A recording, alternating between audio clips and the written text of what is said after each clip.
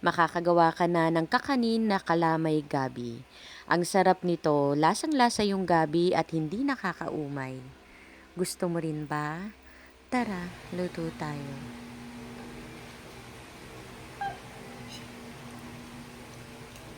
Sa recipe na ito ay kakailanganin natin ng laman ng gabi. 1/2 kilo po pala ito, balatan. After balatan, hugasan natin ito ng mabuti. At yung complete recipe po ng ating ginagawang kalamay gabi ay ilalagay ko na lang po sa dulo ng ating video.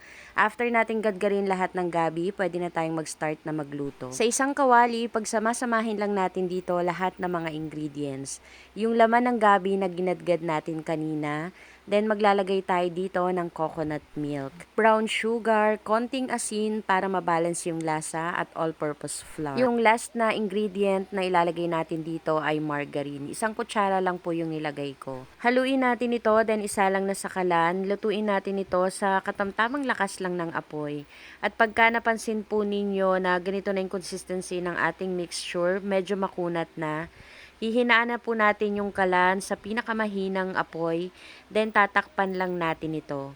Every 10 minutes ko po yan hinahalo ng mga 2 beses hanggang sa makuha ko yung ganitong consistency or yung ganitong kakunat.